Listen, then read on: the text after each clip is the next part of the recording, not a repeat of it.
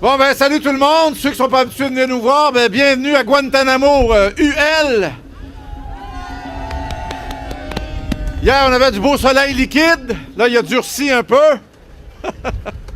Donc, aujourd'hui, pour une démonstration de c'est quoi le vrai intergénérationnel, en fait, ce qu'on en comprend, c'est qu'on veut couper tout le monde. C'est ça, l'intergénérationnel. Alors, bienvenue à des gens qui sont non syndiqués, des ex-syndiqués, donc des retraités qui sont parmi nous. Donc, ils sont assez nombreux. Et à l'autre bout des générations, des étudiants et étudiants travailleurs qui se sont offerts pour venir nous supporter par leur présence. Donc, si vous voulez, je vais leur céder la parole un par un, puis je vais terminer. Commencez. Bon, bonjour tout le monde. Écoutez, on va faire ça rapidement pour qu'on puisse aller dans la rue le plus rapidement possible. Nous, on est là parce que en fait, les conditions de travail, c'est de quoi qui idéalement va en montant puis pas en descendant. C'est important qu'on...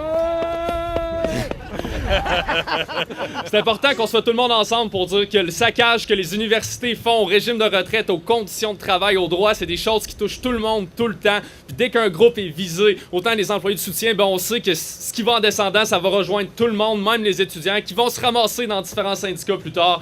Donc c'est important pour nous de montrer que tout le monde est ensemble, parce que là, il y a des représentants de Montréal jusqu'à Rimouski qui sont ici pour représenter tous les étudiants de la province, qui ont le milieu universitaire à cœur, puis qui montrent que c'est important que les conditions de travail, ben, ce soit pas saccagé par des leaders hypocrites puis des recteurs comme ceux qu'on a à l'Université Laval aujourd'hui. Ouais!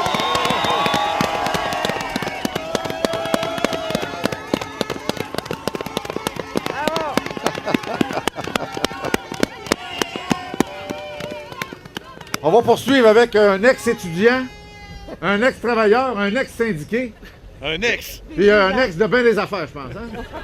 Hein? Bonjour tout le monde, on a une belle température. J'espère que tous les retraités ont mis leur crème solaire parce que la peau, ça se fragilise en vieillissant. Évidemment, on pensait pas d'être ici aujourd'hui. On pensait pas que l'université renierait sa parole. On avait pas vu ça du tout, mais il faut bien comprendre qu'on est ici pas juste pour le groupe qu'on est là, on est ici pour les gens qui n'ont pas la santé d'être ici, des gens qui sont partis il y a plusieurs années, des gens qui n'ont pas une grosse retraite et des gens qui vont se voir appauvrir. On est ici pour ces gens-là, pas juste pour nous autres, et on est ici pour le principe que quand on fait confiance, vous savez, un contrat, c'est un lien de confiance. Et si on ne peut plus avoir confiance envers les personnes avec qui on signe un contrat, ça vise pas juste nous, là, ça vise la société au complet. Merci.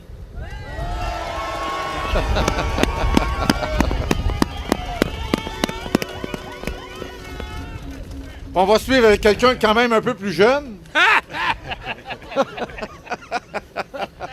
35 ans à l'université. Salut la gang! Salut la gang du sol, je veux vous dire bonjour. Je remercie tous les retraités qui se sont joints à nous aujourd'hui avec cette belle température pour démontrer haut et fort que nous, un contrat, on veut que ça soit respecté. Puis ça, là, il faut que les jeunes le retiennent aussi, c'est que si on se laisse faire une fois, ben on se fait... J'étais pour dire un gros mot. On se fait fourrer de toute façon. Fait que faut pas lâcher, surtout pas lâcher. Les retraités, c'est pas la dernière manifestation qu'on fait, sauf si l'université recule. Alors, j'espère que vous allez être prêts à continuer, parce que sinon, on vous lâche pas. On lâche Merci. pas! Bye.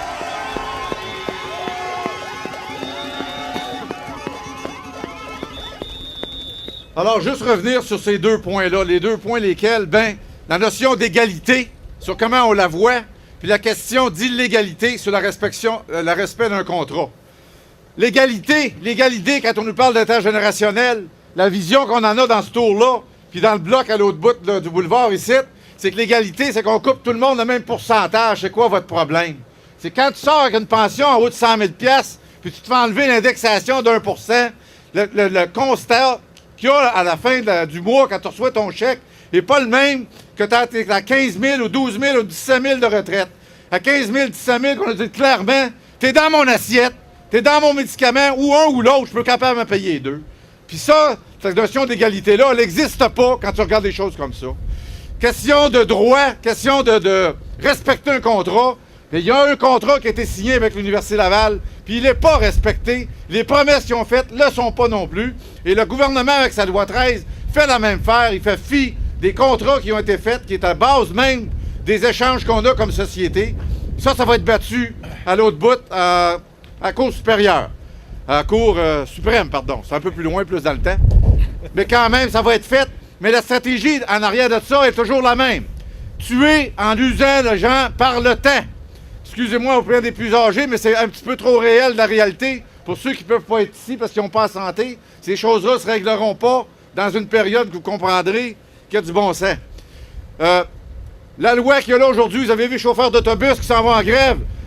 Le constat, là, il y a un point commun en tout ça, c'est lequel? C'est qu'on fait une loi comme on vit présentement, la loi 13, dans laquelle il y a un délai de négociation. On impose au secteur municipal un délai pour faire une négociation. Dans les deux cas, c'est quoi? Il y a quelqu'un d'autre qui va décider. Ça veut dire qu'il y a toujours un des deux partis, puis c'est toujours le même. Le boss, il s'assit sur ses deux mains, il veut pas négocier, parce que le gouvernement, il a déjà donné la solution à l'autre bout. Le seul moyen de faire de quoi, c'est de faire ce qu'on fait là présentement. Mais ça, là, c'est un choix de société qui est fait par ce gouvernement-là.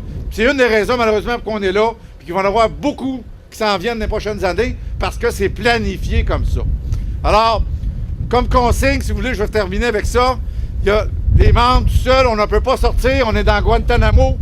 Il y a un petit clin d'œil dans le nom, mais il y a une réalité aussi. On est cloisonné ici, on ne peut pas sortir pour manifester, on ne le fera pas. On va respecter l'injonction. Par contre, les gens qui sont venus nous supporter, ils ne sont pas soumis et on va les encourager dans ce sens-là.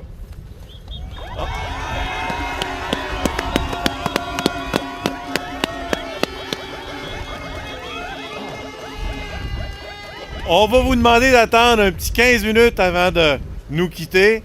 On a des renforts qui viennent de d'autres secteurs, des gens qui ne sont pas des grévistes. Vous allez être une centaine à pouvoir manifester.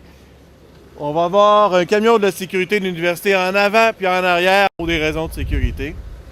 Puis juste avant de vous laisser, on a appris ce matin qu'Éric Beauce se présentait pour devenir recteur. Ce qu'il a dit, c'était que c'était son rêve et qu'il désirait poursuivre son rêve pour devenir. Ben, la réponse est simple. Son rêve, là, c'est notre cauchemar. C'est le cauchemar de l'ensemble de la cité universitaire. Parce que l'administration Beauce et Brière, c'est la pire administration que l'Université Laval a eue dans les 50 dernières années.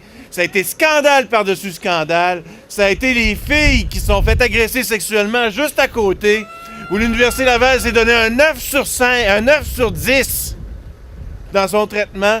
Ça a été un laboratoire d'1 million qui se fait détruire 5 ans plus tard. C'est un poste, un kiosque qui existait déjà, qu'on a détruit et qu'on a reconstruit pour 265 000.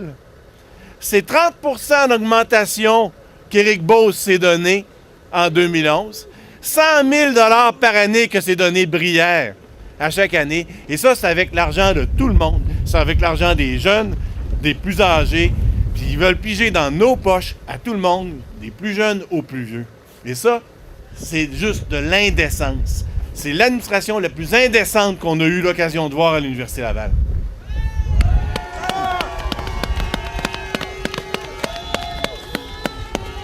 Donc, dans 10 minutes, on se retrouve en avant, là-bas, les retraités, les jeunes, puis l'autre gang qui va venir vous rejoindre.